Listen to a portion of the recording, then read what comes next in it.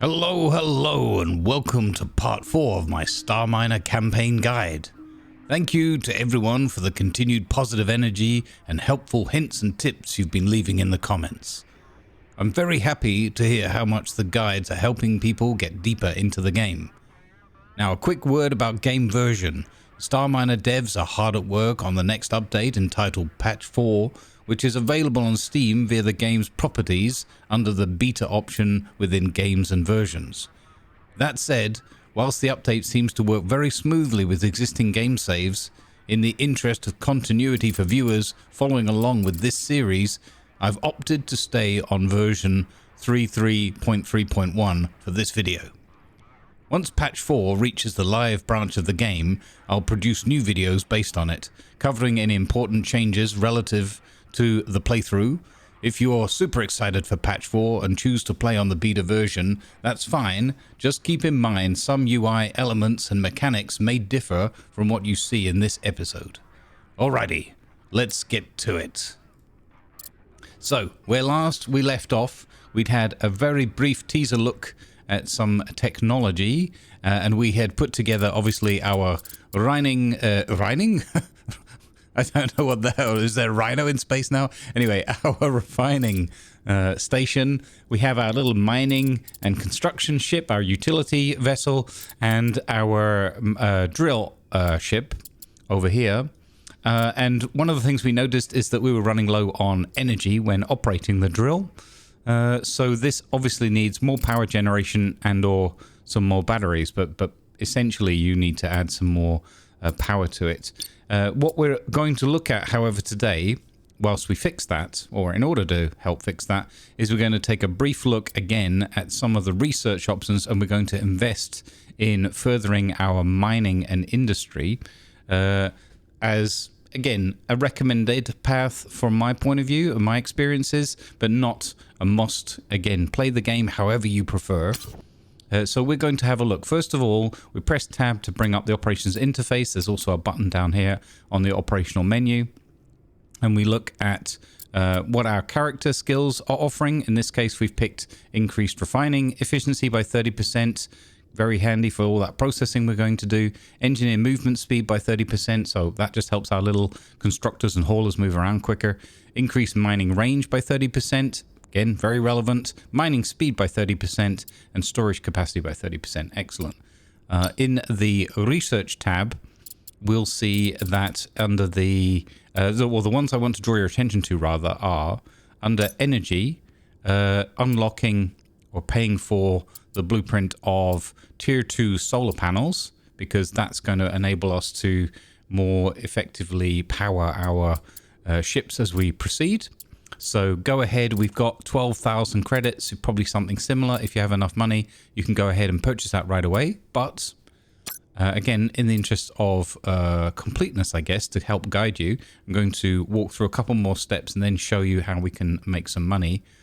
In the mining tab, we're going to invest in mining equipment training, which will again increase our mining range, but most importantly of all, move us towards unlocking the mining laser. We're also going to invest in advanced mining techniques for another 10% boost on mining speed. We don't have to worry about going all the way through that yet.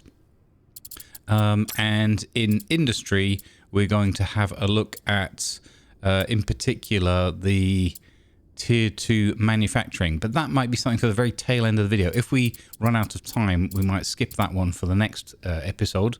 And the other thing I want to look at briefly, because it's going to become very, very helpful for you. So the earlier you kind of get your head around this one, the easier your playthrough will probably be to some degree, especially if you're into building and redesigning and adjusting your ships. And that's parts storage, which is 2,800 credits there.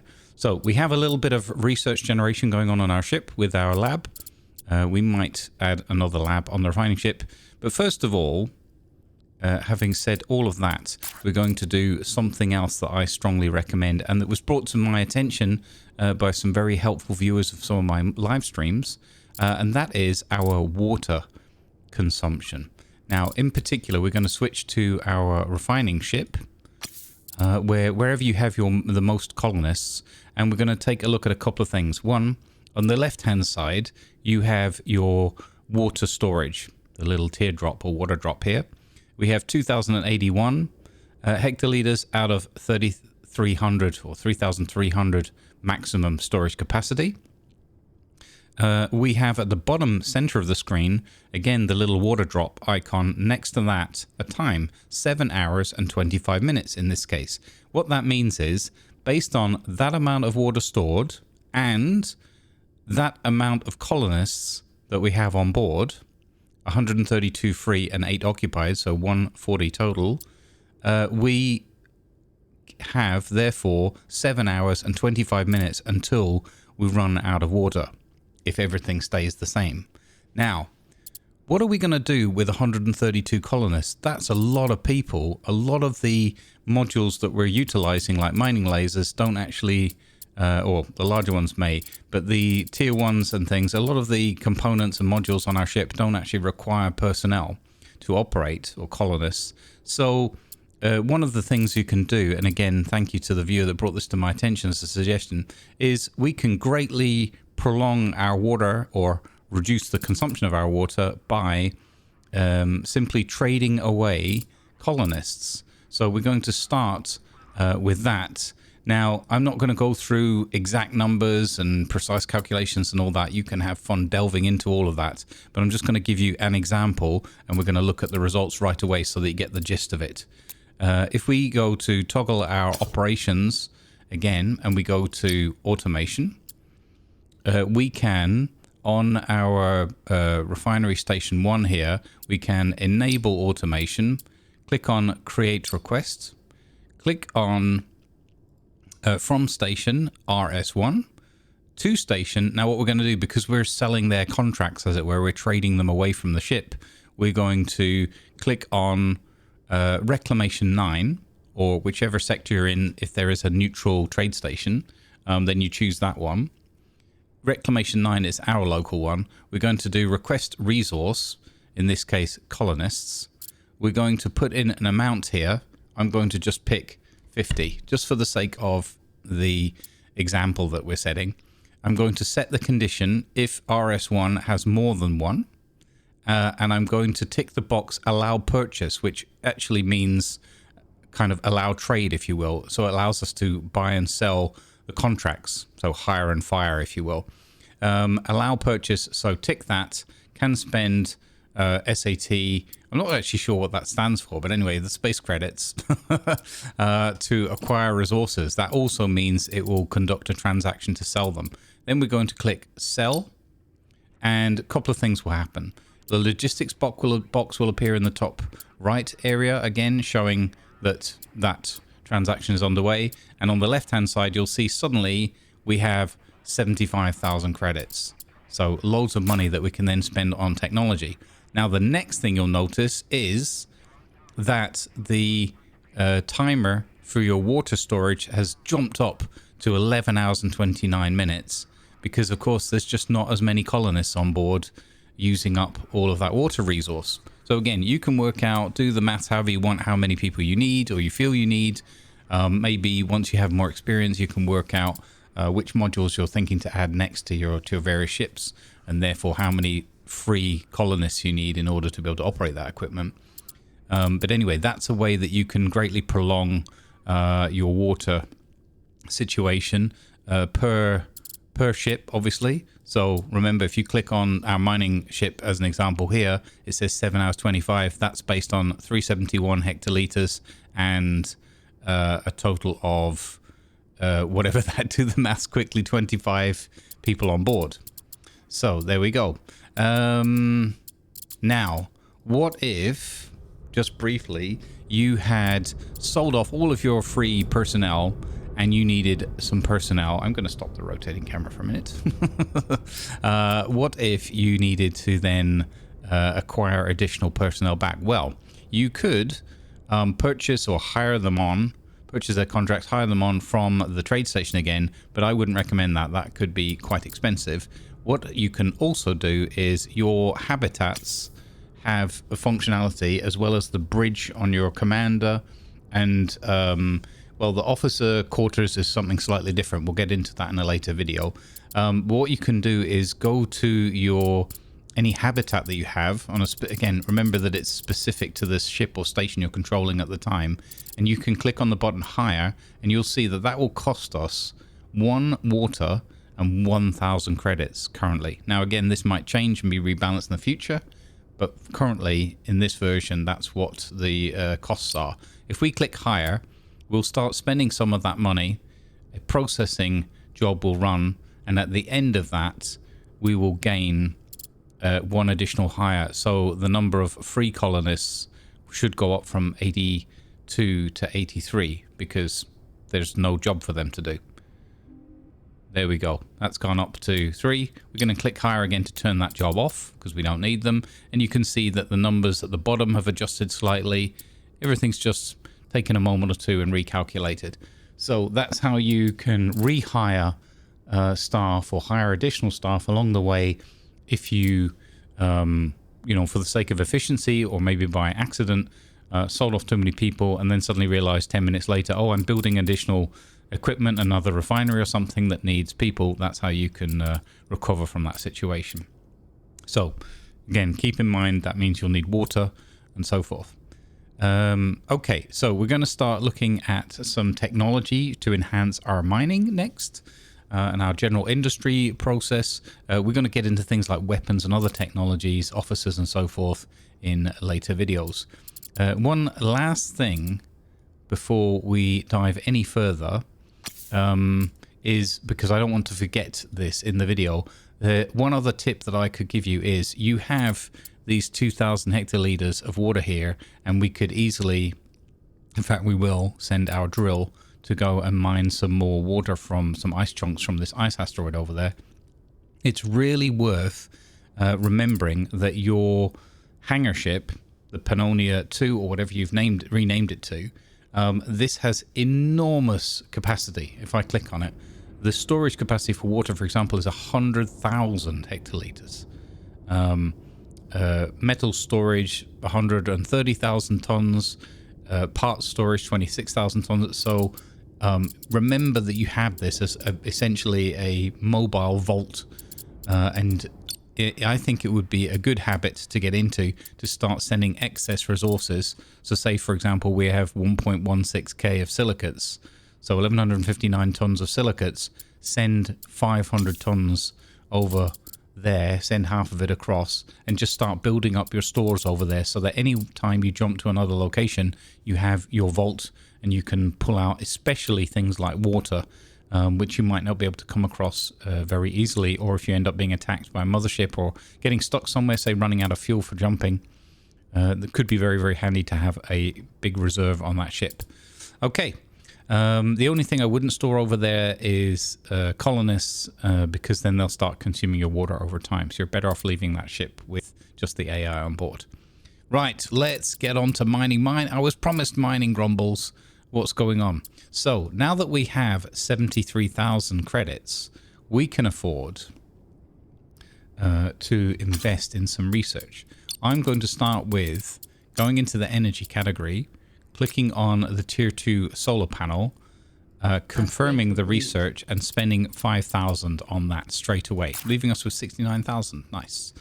Over on the ship now, because again, currently we can't keep operating the drill continuously because it's running out of energy all the time. We're going to go into build mode by pressing B. We're going to click on one of these large node areas off to the side here, and we're going to click tier 2 solar panel and get that built. The laser from our other ship's going to kick in and start helping to build that. This ship, I believe, may be short of iron. It is. So we're going to take some from our big refinery ship. We're going to, let's say, withdraw from RS1, deposit onto mining ship 1. And we're going to just move, let's just move all of that iron across. For now, that's going to start a transport job, bring it across. We could speed that up by moving our mining ship over to the other one. But again, we're not in a big rush. So once that iron arrives at the mining ship, the laser construction tower will kick in and we'll finish building that solar panel. That's going to give us enough solar energy production, I think. We're doing it live, so we'll see. That's going to allow us to operate the drill continuously. Now, the other thing I'm going to do, because again, water is the only resource that where you might actually fully lose, you know, all of your colonists and everything, and have a very hard time. We're going to go and there we go, finished already. We're going to go and refine. So I'll just show you by taking control of that ship, right clicking on the drill, if it'll allow me to. Why is it not allowing me to? It's being weird. Okay, I just turned build mode on and off for a second. Okay, re-engage that. Low energy. So it says warning low energy, but is this not going to be sufficient? At tier 2? It should be. Oh, there we go. It's finally kicked in and we have enough sunlight hitting it, I guess. So even though we're operating the drill now, the numbers are updated and we're gaining overall to our battery banks plus 15. So you can see energy production and consumption, and you can see, okay, so it looks as if it is literally where whether there's enough sunlight hitting enough of the solar panels, whether we're gaining enough. So what you could do to be on the safe side, since we've got plus 15 sometimes and plus 0, it might actually be that we're not storing any because the battery's full. Yeah, the battery's not draining down. So I think that's about breaking even. There we go. But you could feel free to add some more tier 1s. If you don't want to invest or you don't have the money yet, you could, instead of investing in the tier 2 solar panel and building that on, you could just add one more tier 1 solar array there and one more on the top. I think 4 is enough to operate the drill if you have just a single drill going like that. So that's picking up iron. Very briefly as well, there's a little bug at the moment in this version, which is fixed in patch 4, namely that your drill, if it's attached to a patch of iron, say, or any other specific ore or mineral on an asteroid, instead of what it should be doing is harvesting the 200 tons of iron and the 1,080 of silicates. Instead of doing that, it will mine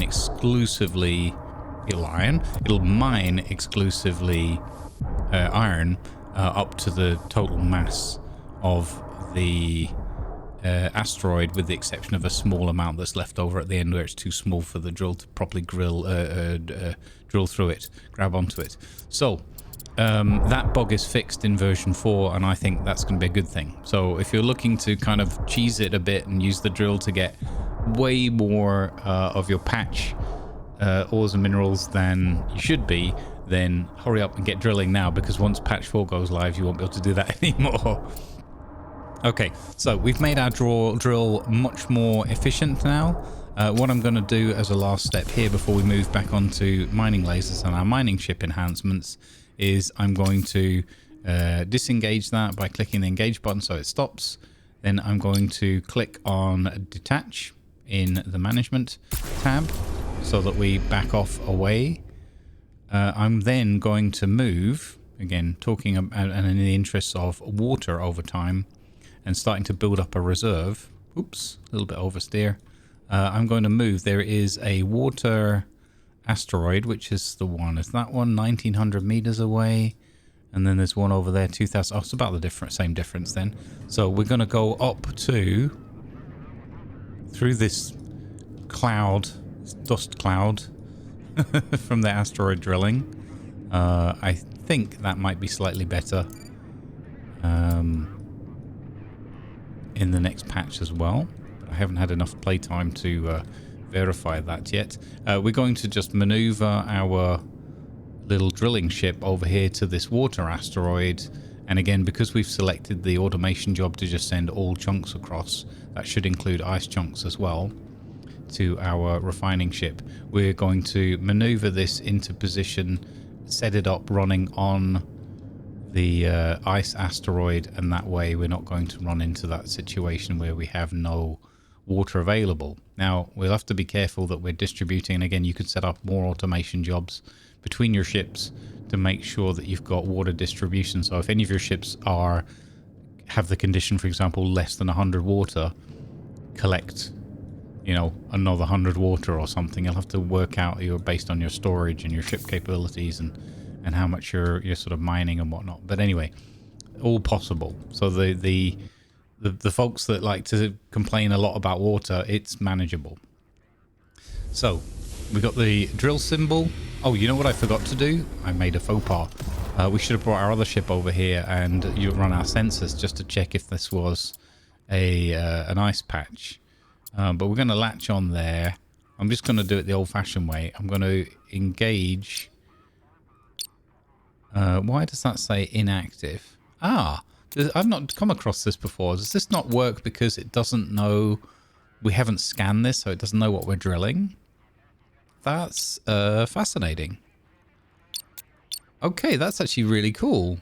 I wonder if we now go to our mining ship, come over there and scan it, whether it will then just automatically kick into action because it's, you know, it now knows what the patch is. Or I wonder if it's going to say, no, I need to be detached and reattached to a water patch. Thank you very much, Mr. Grumbles.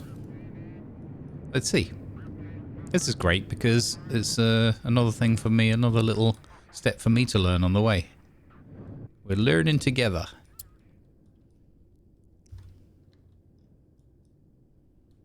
Okay, so we're closing in. Slow down a little bit. I want to go slamming in anywhere. Okay, put our linears back on so we come to a full stop. And press C to turn our scanners on. We can see the little green contour lines. Oh, and all of a sudden, this drill is now working. So yeah, it seems that the drill is triggered as soon as the scan is even initiated, even if we don't know what patch we're on. Let's have a look and see on board here what we're actually gaining. This is gaining silicate, which is not what we want. So we're going to disengage that drill for now. Interesting learning experience here. And we're going to detach for a moment. We'll back away slightly. And then we're going to wait for the scan to complete. We're going to see where a water patch is on this asteroid and move the drill ship across accordingly. That's really interesting.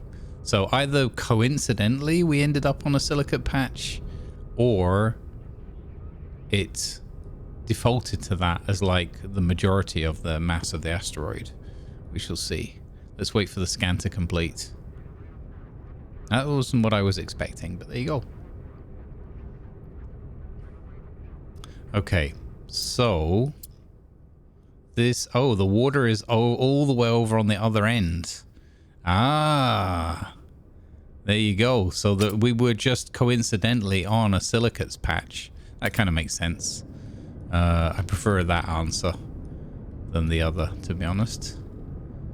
So let's navigate around to a patch of water, making sure we don't slam into the asteroid at some point by accident. So we're going to just move the drill bit, as it were, over to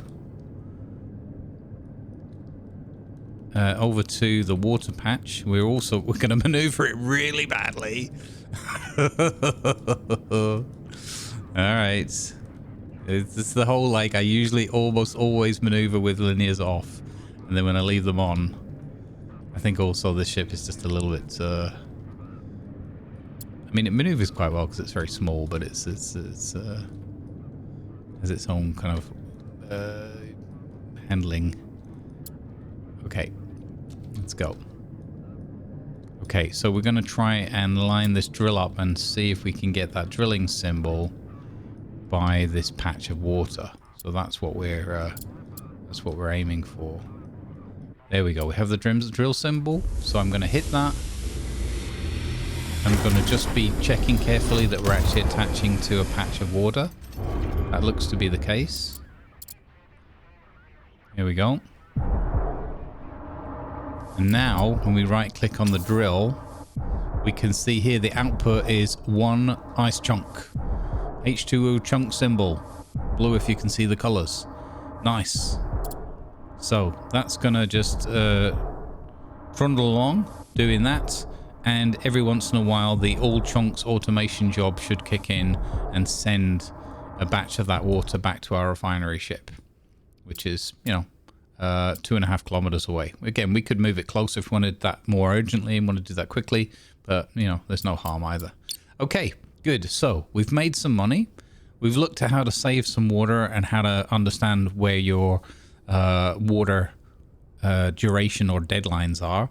We've added some energy so that we can have the continuous operation of the drill, and we've moved the drill over to collect water for us, which should be moved by the automatic automation job over to the refinery ship and turned into water storage. And we've briefly touched upon the topic of, once you have that flowing in and you have, you know, full water capacity, and you'll start storing up ice chunks in your storage, start putting an automation job to move water to your hangar ship, building up a water storage supply in your vault. Okay, so now let's look back again at our little mining rig here, little utility vessel, and let's, again, we're not doing it, you know, totally optimized and best ever and all that kind of thing. We're just having a look at one example of a simple playthrough where we can start improving our mining and refining, our industry. One thing I have noticed on the ship is that we are generating a little bit of excess heat on the mining ship, and that's going into the resource dumper. So I think it would be worthwhile adding an additional thermal radiator onto the vessel to avoid that we run into problems of excessive heat generation, which is going to attract the attention of the aliens and get us into maybe a bit of a nasty pickle. So we have plenty of refined resources on board, therefore it's easy to do. Okay, so we'll get that built, and then we're going to look again at our research, and we're going to, again, focusing in on things that will help you if you're more interested in your mining experiences and playthrough at this time. So we want to get to the tier 2 mining laser because it's very powerful. So we're going to unlock the prerequisites. Mining equipment training gives us +10 to mining range, and the next one gives us +20. These are not cumulative, specific numbers, so this gives you 10. Once you've unlocked this technology, you then have 20 total, if that makes sense. This is then added to any perks that are taken from your character and any perks that are provided via, for example, officer training, which we'll get into in a future episode, or additional research elements that might be relevant. So the way you can tell that is you can, on your ship, look at your mining laser, and on the left hand side, if you left click it once or even twice to focus on it, either way, in the bottom left there's a box that gives you a rundown of that individual module, and the relevant stats here are mining speed +30%, that's because of our character perk currently, and range is now +40%, so 175 meters on a tier 1 laser. If we tab in, that's because we have mining range 30% from our character, and there is a slight bug in this version where it says +9% from research modifiers, but actually it gives you 40%. So the readout here on the character interface and gives you an incorrect summary calculation. As far as I understand, it might be that it's like 9.99 or whatever, but in any case, this is 40% based on what it says in the perk. So if we go back to mining and research and we click on mining equipment training, the next one, this gives us +20% range. Our laser now will update. That window doesn't update automatically, so you need to kind of click away from the module and then click back on it again. Look now at the box on the lower left hand side of the screen. The range has gone up to +50%. So again, 30% from our character and now +20% from the tech, but the +10 is included in that value. So it's not 30 + 30, 30 + 20. Pretty straightforward. There was some concern, and some people had commented in chats to me that some of the officer perks and other perks were somehow overriding the commander's perks or your character's perks. In my testing so far and looking at the information on the overlay, assuming that that's reliable, that is not the case. So you can have character perks, research tree perks, and or buffs, and officer buffs, all working in tandem, and you will get the net result of that. So let me know in the comments if you've had different experiences. I would be very intrigued to hear about that, and I'd be happy to pass that to the devs.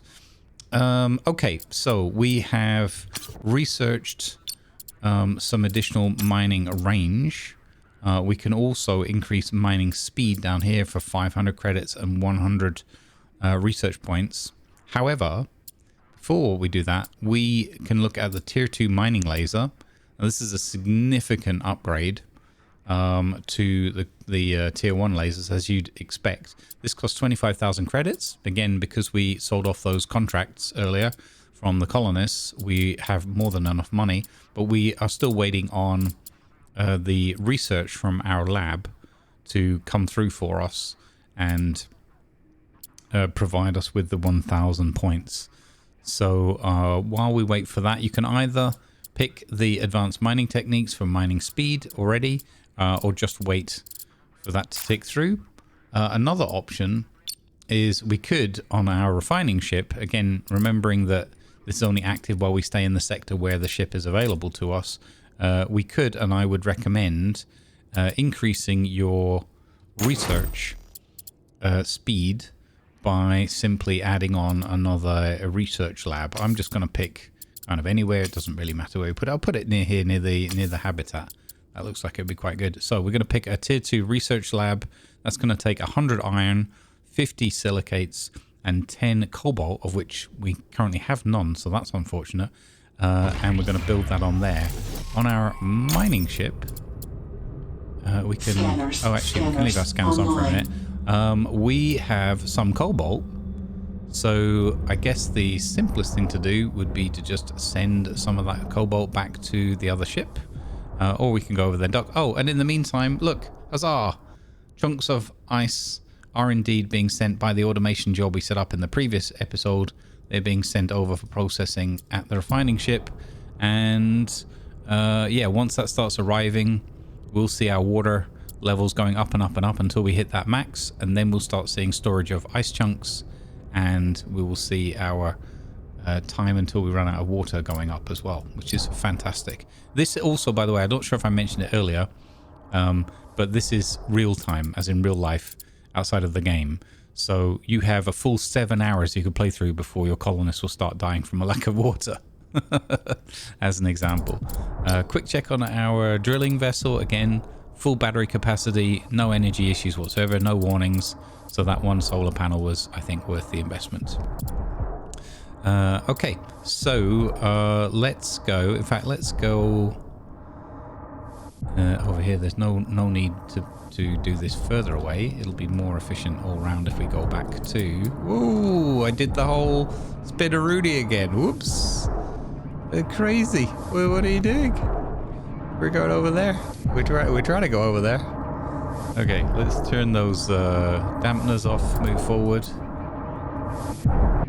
Sorry if you don't like that sound, by the way. I hope it's okay for you. Maybe they'll make that toggleable in the future. I don't know. I don't mind it. I think it's cool, but I can imagine how it might be slightly disconcerting to some. Okay, so we need to find an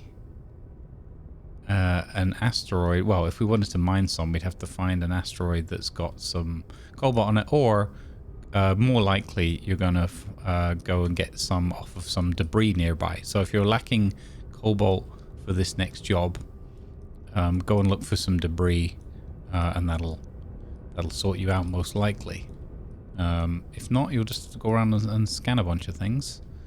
But what we're going to do is, if we bring our mining ship across, rather than transfer the resource over, we can just use our construction tower. There we go. Lasers kicked in, and we're getting the the lab built on there. So I would recommend adding an additional lab early on. Completed. Again, you'll have some people available for it. If you if we click on that station and we right click on the lab and you click on this symbol here, which is kind of a person's hat or something, safety helmet, you'll see that it takes quite a lot of people to operate a lab, but we had plenty of people left over because we didn't sell off too many contracts. So that's increased or doubled our research points. Again, if you'd invested in your commander points that help with the scientific research and that, you'll have a benefit on top of what I have. We need to get up to 1,000, so we're not going to wait too long here, which is good. Now let me just check on here. We've got silicates. So yeah, finding some cobalt could be beneficial. Just briefly, while we're waiting for the technology to continue reaching the 1,000 mark, I will mention another thing. We've already mined a significant volume of thorium.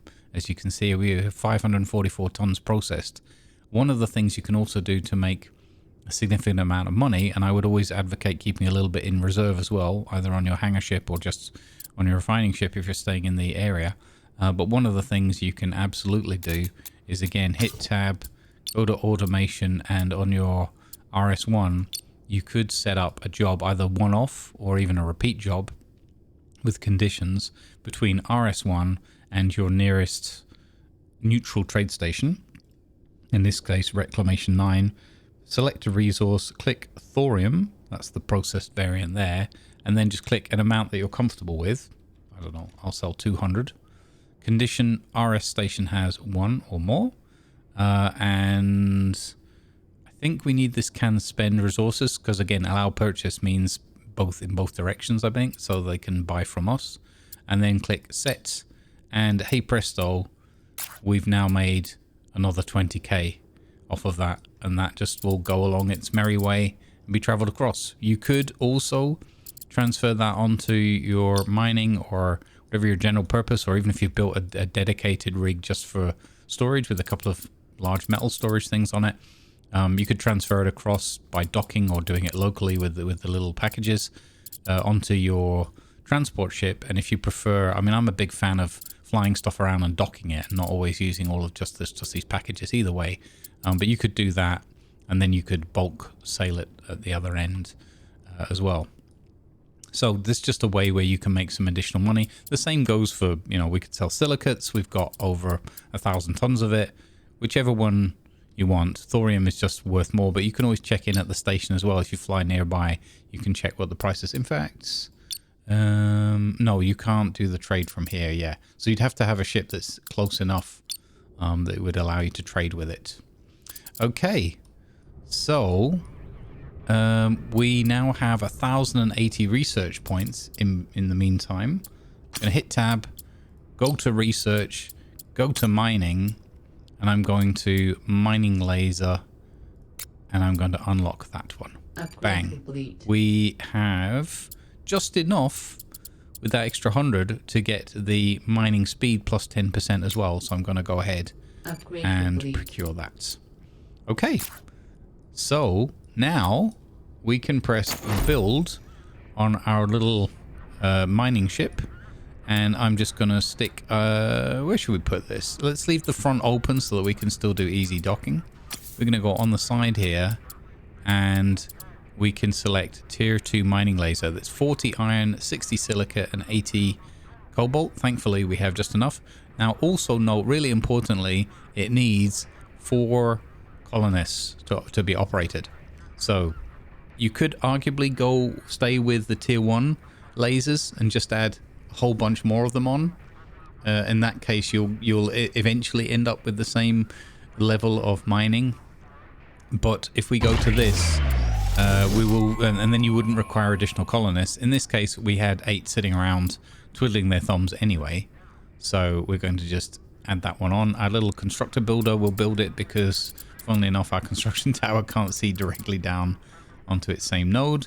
You could, again, do this entirely differently. You could build like more Hulk nodes off. You could build other pieces.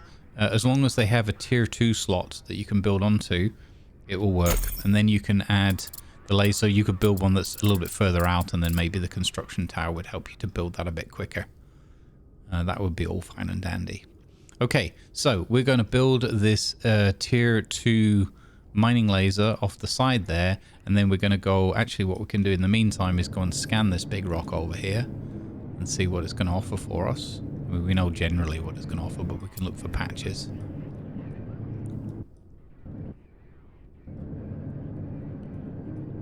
Alright, there we go. Scanners in range and in line. Picking that up.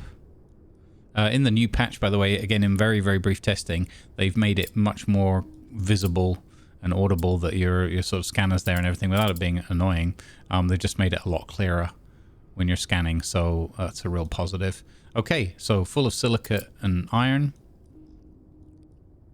And of course, the mining lasers are also used to salvage debris. So what we might do, since we're needing a bit more cobalt and kind of running low on that, is we're going to use up 80 of the 128 we have, is we might be better off going down here and getting some more cobalt if we're lucky. Hopefully there'll be some on this piece. If not, we'll look for another piece of debris, or we'll just mine whatever fits within the time frame of the episode. It doesn't you know, it's not important what we're getting, it's how we're getting to it in this case. So I'm going to move a little bit closer. Gosh, that's gargantuan. It's 1,000 meters away. Okay, we'll go a little bit slowly, just carefully. Now, I'm still finding it in this current patch a little bit fiddly sometimes. Getting to, or maybe it's just because the readouts are a bit dubious as well. Like it says it's 4,000 meters away now, when it's 200 meters away. There we go, it updated. Okay, so now it's scanning. So again, it's not always the most obvious. You can see just about the green lines. There's some cobalt there, lovely. So this has turned out fine and dandy for us.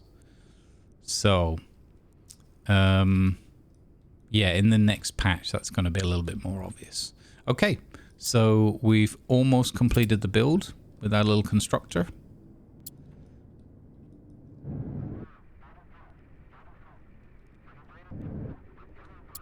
Here we go. We're just waiting on, there we go, the rest of the cobalt. Because again, the constructors can only carry so much at once. One of the things you could do to speed this up is you could build some additional tier 1 hangars and just add one more constructor at a time. Keep in mind that the little vessels like constructors and haulers, I believe, do require personnel still. So again, balance that with your available colonists and your water consumption. But again, we've got nearly just under 7 hours of water consumption left on this, so we should be completely fine. Okay, have you got the rest, buddy? Yeah, I think you're going to have to make one more run. Alright. We'll skip forward a little bit to where this is built. And then we'll get into mining with our new tier 2 laser. Hopefully we're not going to run into an energy problem.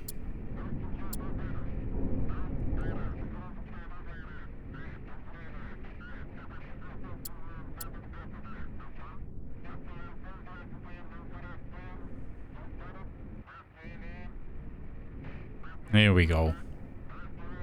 Construction Bingo. completed. There we go. Wonderful. So we now have a tier 2 mining laser. If we hover over here, it can see the cobalt and whatnot. Mining online. So I'm going to right click that to turn the mining on, and look at that. We now have this giant beam here. When we hover over it, we can see that it is, in comparison to the tier 1, which is 20 megawatts of power consumption, plus 40% mining speed, plus 50% range, giving us 187.5 meters. The tier 2 is 75 megawatts of energy consumption, so significantly more power drain. 40% mining speed again from our perks, plus 50% on range, and that gives us a range of 375 meters, which is pretty amazing. Also, look how quickly that was done. Awesome. All right, so that's going to bring in a little bit more cobalt and everything. Now, again, we are building up quite a lot of additional heat. I'm going to right click on the management of my thermal dumper and force a heat dump. Just to see if we get down out of the orange. We don't. Okay.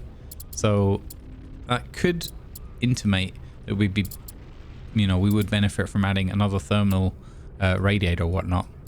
Again, just keep an eye on that. What you want to avoid is that you're getting towards the point where you're near or reaching your max capacity, because both things will shut down, but also the more heat you generate, the sooner you're going to get some hassle from David Hasselhoff. No, I mean the aliens. Don't hassle the Hoff. Okay, fantastic. So that is how to get your drill running continuously, how to pick up and process some water, a few tips and hints about utilizing your hangar ship to store additional, to store excess resources, especially helpful if you're going to go jumping around all over the place. You never want to run out of water, obviously, because you start losing your colonists and functionality on your ship starts going down and so forth. Yeah, a real mess. And a little bit about just keeping an eye on your heat and your water levels and keeping things nicely under control. Yeah, and now that we have a tier 2 laser, the world of asteroids are our oyster, so to speak, and we can go around just grabbing and processing things at greater ranges, much faster. Many delight. All right, I hope you enjoyed. Wait, oh, there was one more thing. I nearly forgot. Okay, I wanted to touch upon a very important topic, because I think the sooner we get a little bit more of that in the beginner series, the better. You possibly already had a bit of a look at this in your playthroughs or in some of the tutorial steps. However, I think it's important to dwell on for a moment, and that is parts storage. So in research under industry, there is a utility section and tier 1 part storage. I highly recommend investing in that. You do not have to go further than that if you don't want to at this stage. It's really worth getting into parts storage just to have that option. This ship, our little starter rig, does not have any parts storage on it at all. So we've now unlocked that technology. We're going to build one on. We'll just pick a spot somewhere. It's a tier 1, so we're looking for a little open tier 1 slot, or something on an array over here. Let's go for, we might want another laser on that side. Let's go for here, and let's build a, where are we? Tier 1 part storage. That's 40 iron, 20 silicate. So pretty cheap. And the reason we want to do this is this will unlock an amazing local capability for you, which we'll look at first. But in addition, it will also enable you to move part storage as long as you have a cargo bay, which, you know, we already have these 2 tier 1 cargo bays. It will allow you to move modules between your ships as well using the trade functionality. So I'll jump forward to where this is built and then we'll talk about the functionality. Construction completed. Okay, we have completed construction of part storage tier 1.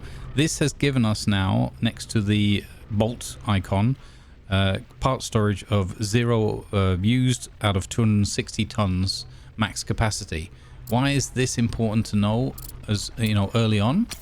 So you might not need this immediately. However, you can see that we're getting with our little starter ship to the point where she kind of needs to be either redesigned a little bit, maybe for example taking off some of these tier 1 solar panels and adding on a couple more tier 2s, so that we have more power generation, but also free up a couple of spaces for some more constructors, or, you know, small hangars, that kind of thing. In any case, or we just want to start redesigning the ship. We don't like the way it looks or maneuvers, and we want to start adding more bits and pieces on. So one of the best ways to do that, rather than scrapping items, where you can go right click, management, scrap, which gives you back the components as long as you have enough metal storage available. Rather than doing that, you can instead, for example, take this solar panel, right click it, go to management, and click disassemble. Now important here is look at the mass of the item you're going to remove, 10 tons, and look at your available left-hand figure capacity out of your max. So we're 0 of 260, so we've got 260 tons. This is only 10 tons, easy. So instead of clicking scrap, you can now click disassemble, and it instantly drops into your part storage. You can see here now we have 10, so that's that 10-ton mass stored away. And you can do, as I said, one of two things. We can either trade if we were close enough, if we went back to our other ship. In fact, I'll show you the assembly part. We can put it back on by clicking on build menu, adding back to that tier 1 slot, and then where it says tier 1 solar panel, instead of clicking here like you would normally anywhere on this area of the bar, which would build a new one, over here next to the rotation arrow, you've got a number, in this case 1, and that is the number of how many of those parts you have in your storage on the vessel. So if we click on that little number 1, I know it's a bit small, hard to read, but you click on that little number 1 completed. and it immediately constructs this, or there's a certain amount of time based on the size and number of parts and things, but essentially it's pretty quick. What it will do is it will spend energy to put that unit back in place, but it won't spend any other materials, and it will construct pretty quickly as well. And you see we didn't have to bring our constructors out or anything like that. It's just the parts are moved, I don't know, internally and then put out through an EVA slot. I don't know, imagine it however you will, but you can see how instantaneous that was. So that is definitely worth getting into and having as a functionality on all of your ships, because again, you might want to redesign. You might want to say, oh, I don't like this panel being over here, so what if I disassembled that panel? That goes into storage. That's 20 tons, tier 2. I then press build. I click on this solar panel over here. I click plus, and I carefully select the number 1 there. I can also rotate it if I want it to match where the other one is facing to. Click the 1, and look at that. Construction completed. Brief delay. I mean, it auto rotates anyway independently of the others to go and get sunlight. Not sure. Oh, okay. I seem to have put it on upside down, whatever. But yeah, so look how easy it was to move. We have to rename the ship Lefty now, because it veers off to the left where the solar panels are. Yeah, that is how you can use part storage to assemble and disassemble. Let's fly briefly back over to, where is it? Where's our little boaty boat? Let's click on that for a second. There we go. So straight above us. I thought rather than spin the camera around for half an hour. There we go. There's the drill over there. There's the mining ship. So we'll go back to direct trade range. Oops. Getting all disoriented now with how my ship, the new look of my ship has already confused me. Okay, let's go up here. Oh, press Y if you want Mining to offline. turn your mining off now, because your mining laser has this amazing distance or range. Okay, we'll go back up here to within trade range. Make sure we don't slam into any. Oh, we're actually scanning from quite far away there. That's kind of cool to see. All right, so we should easily be within trade range now. And again, you could dock if you want to make this sort of instantaneous. But we can take this tier 1 panel again as the example. Go to management, click disassemble. It's gone. It's in our storage. 10 over here. We can right click on our refining station because it has part storage. We can trade with it, and we can say deposit from the mining ship to refining station 1. And again, because here on this line and the bolt line, you can see 10 of 260 on our mining ship and 0 of 2,600 tons on the receiving ship. We can click on solar panel build parts, one of those, confirm trade, and it will be sent out. There it is. from our cargo bays. Oh, that needs fixing. It'll fly through our ship as opposed to around the ship. Anyway, magic. Don't worry about it. It's fine. Yeah, there we go. We can double click on it carefully in the space and we can follow it. Now, sometimes oh, there you go. If you zoom out far enough, instead of it showing a chunk icon, it'll show you a small icon. Again, very hard to see on the screen, I know. But you can see a small solar panel being taken across and put into part storage over here. So once that arrives at the other end, into the car, it's heading for this tier 2 cargo hangar here. Once that arrives at the other end, we will be able to take control of this station.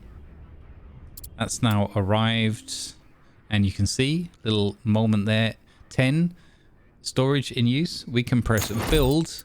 We can find ourselves a little, let's say on this one over here. Whoops. Double click that one out of build mode. We can go down here and we can say solar panel tier 1, but build from storage. Construction completed. Look at that. Almost instantaneous. We have built the tier 1 solar panel and added that power generation to this rig. Obviously, it didn't need it, but that's an example of how you could do it. And you can pretty much do that with, I'm going to say all, but I think most parts, at least. I don't know all the parts in the game yet, so I'm not sure. I'm sure there's a few exceptions. But that's how you can transfer some parts between your ships. Now, where that could be super handy is this one's got lots of those tier 1s or even some of these tier 2s. Maybe you're not needing as much power generation as this thing currently has available on it. And you could, early on, you could take some of these parts off and move them across to some of your other ships. One really important requirement for anything that you're going to disassemble and move, you have to have unlocked in the tech tree, in the research, you have to have paid for and unlocked, so have the green tick, for any pieces you want to disassemble and reassemble. You can disassemble anything. So that's the trap. If we had not unlocked the tier 2 solar panels, as an example, I could disassemble this solar panel, put it into storage, and then I wouldn't be able to reassemble it. I would be able to transfer it to another ship, but again, I wouldn't be able to reassemble it because I wouldn't have unlocked that technology. So please bear that in mind when using the disassemble and assemble method.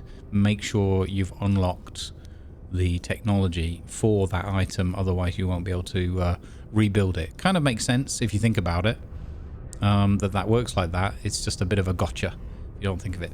Anyway, that's gonna wrap up the exercise. I see that we've also leveled up again, so that's fantastic, but we'll get into some weapons talk in the next episode.